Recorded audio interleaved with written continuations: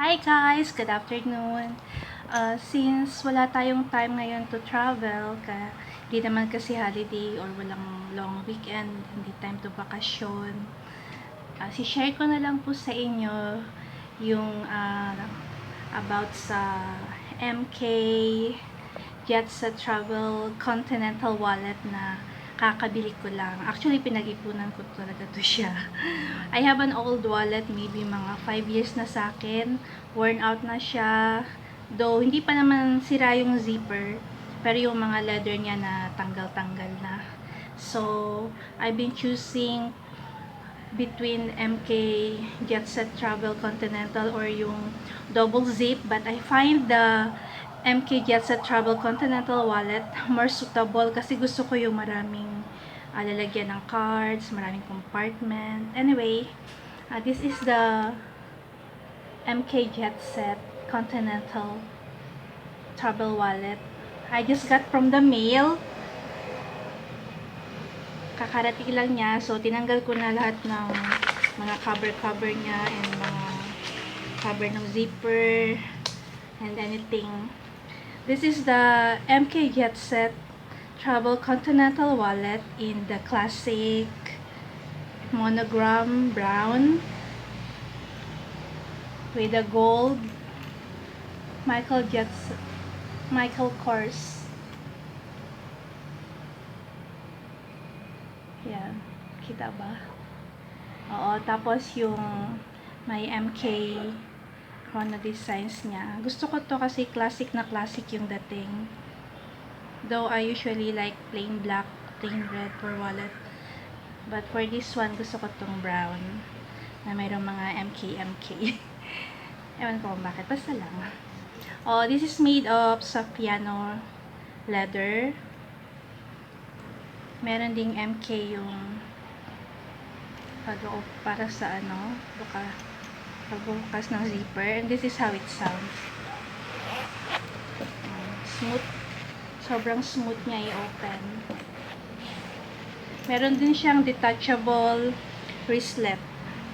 So, kung gusto mo ng wallet lang talaga, pwede mo siya tanggalin. Or kung gusto mo yung madadala mo siya anywhere, easy to attach the wristlet. Okay, let's check what's inside. Actually, meron yung mga in between sa mga compartment. Tinanggal ko na lang lahat. Okay, what's inside? Meron siyang ID window. Yun gusto ko kasi merong lalagyan ng ID. At marami din siyang, may 1 peso.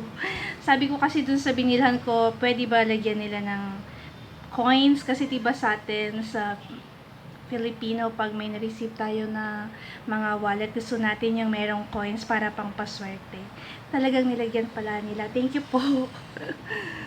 Okay. So, marami siyang card slot. Bilangin natin. 1, 2, 3, 4, 5, 6, 7, 8, 9, 10 card slots plus the ID window. And then on this side meron siyang 1, 2, 3, 6. So 16 card slot all in all. Ganda, diba? Tapos yung sa mga compartment niya, pwede mo siya lagyan dito. Meron siya mga MK emboss na word inside. Yan. Tsaka dito din pwede lagyan. Dito din meron. Dito din meron mga MK Michael Kors word naka-emboss dun sa lining ng wallet. Tapos meron din siyang zipper dito.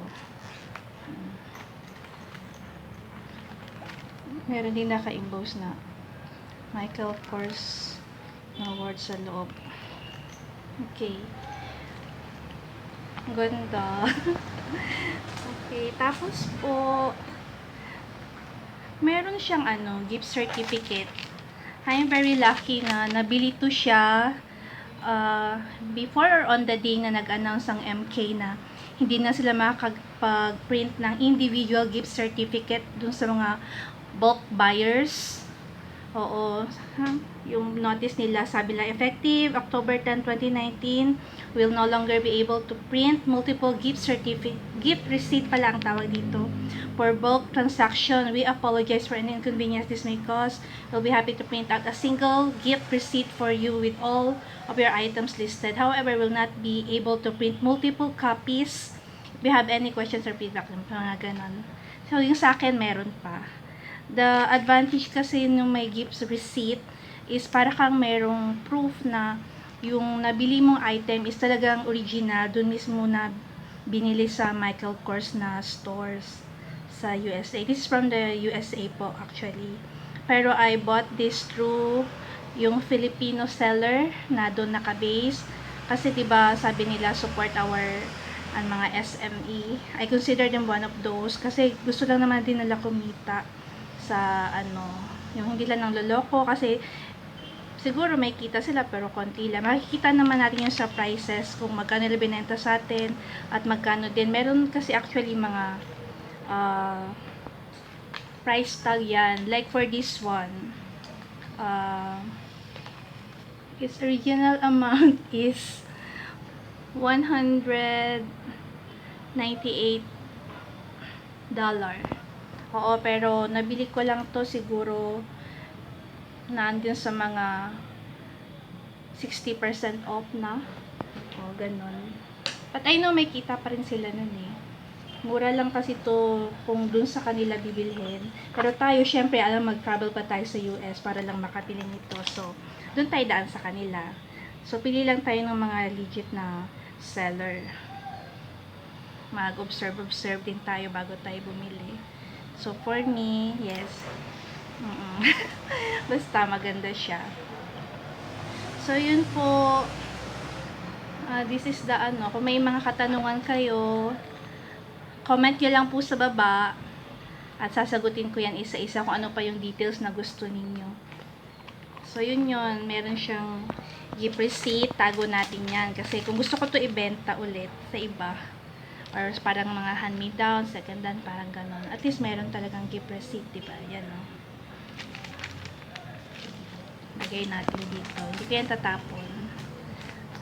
Meron din siyang yung ganito, parang instruction, how to take care of your wallets or the mga item na binili mo. Your handbag is made of uniquely designed materials that have been specially treated to be water and stain resistant. To care for your handbag, we recommend simply wiping with a soft, damp cloth to remove surface dirt. So, damp cloth lang pala. Damp clothes atong yung ito punas natin dyan para hindi siya masira. And mas maging matagal pa magamit yung mga binili natin na item. So, yun po. Yan. Ang ganda niya. Sa personal. Kahit mas dito makita mo na maganda siya.